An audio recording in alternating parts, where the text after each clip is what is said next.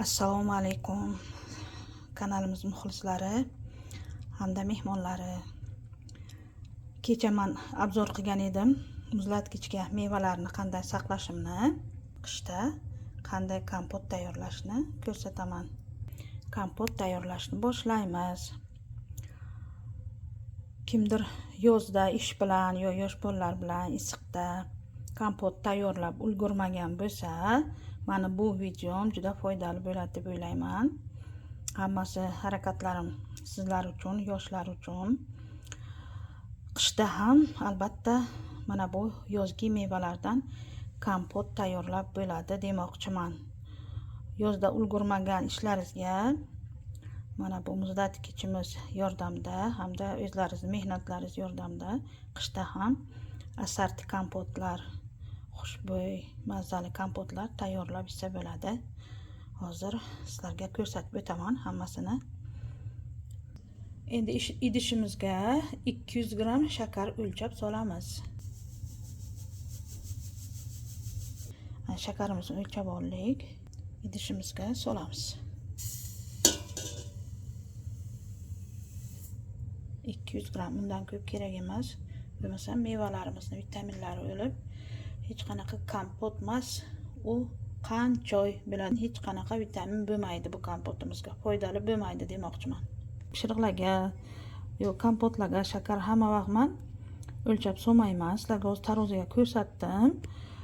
Oson bo'lishi uchun, ishlatishga yoshlarimiz uchun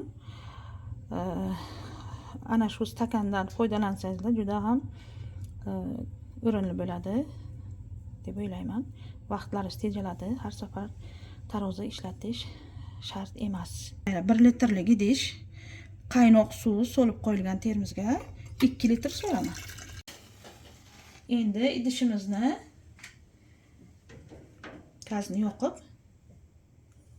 qaynashga qo'yamiz, qizlarjon. Yaxshi qaynash kerak bu. Endi shakarimizni eritamiz. Qaranglar, suvimiz qaynashni boshladi. Hozir ozgina olovini balandlashtiraman. Ana ko'tardim olovini. Hozir qaynaydi. Qaranglar, ko'ryapsizlarmi? Boshladi. Ko'p baland qo'ymaymiz, chunki suvi kamayib ketishi mumkin. Agar hozir ko'ramiz, mevalarimizni solamiz. Agar suvi kamlik qilsa, yana qaynagan suvdan solishimiz mumkin. Farqi yo'q uni. Chunki mevalarimiz ko'p. Endi azizlarim, mevalarimizni tozalab olamiz. Qizlarjon, endi mevalarimizni solamiz. Suvimiz qaynagan, qaranglar. Qaynab turibdi. Endi qaynaydi. Klubnikani solmayapman. Bu yerda yana bitta layfhak bor. Sir bor demoqchiman.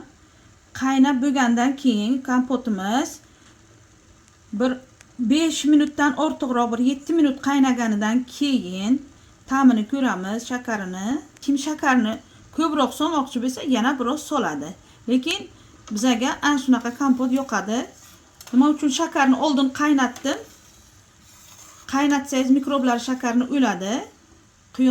Qiyom bo'lmaydi-yu. Endi shakari yaxshilab qaynaydi-da. Buni hozir kompot tayyor bo'lgandan keyin klubnikani solib bir qaynatamanday o'chirib qo'yaman. Tamom. Uni ham sizlarga ko'rsatib o'taman. Chunki klubnikamizni aromatli hidlari, xushbo'y hidlari qoladi suvga.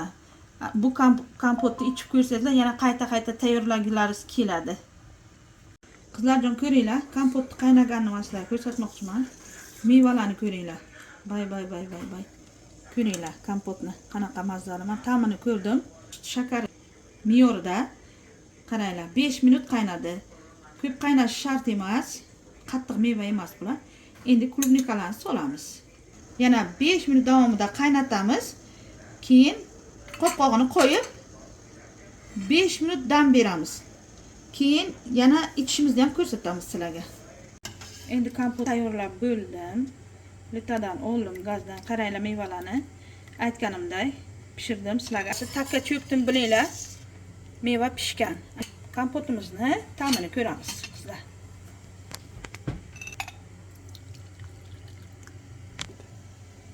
Dadasi kompot mazali bo'libdimi? O juda mazali, ta'mi juda. Klubnika xuddi огородda uzilib. Hidini sizlarga kamera bilan yetkazib bera olmayman. Qizlarjon, sizlar ham tayyorlab ko'ringlar. Kommentariyalar yozib, sizlar qanday tayyorlaysizlar kompotni? Hammasini yozib yuboringlar, kutaman. Tayyorlagan kompotimizni ta'mini ko'rdik. Oilamiz bilan hammamizga yoqdi. Juda ham xushbo'y hidli, mazali mevalarni hidi, ayniqsa klubnikani hidi juda ham xushbo'y hid berib turibdi. Odamni ichgan sari ichgisi keladi. Oshxonamizga hidi taralib ketdi qizlar. Sizlarga bu hidni video orqali yetkazib bilmayman, afsuski.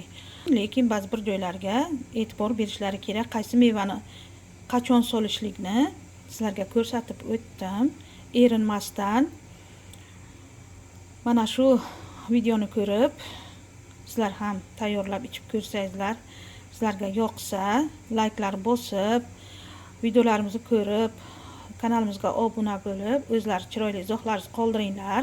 Albatta javob beraman. Kelgusi videolarimizda uchrashguncha sizlar bilan xayrlashib qolaman. Bundanda qiziq videolarimiz yana oldinda, qizlarjon. Kanalimiz rivojiga hissa qo'shinglar. Albatta layklar bosib, podpisatsiya qilib qo'yinglar. Shu bilan xayr, sog' va salomat bo'linglar.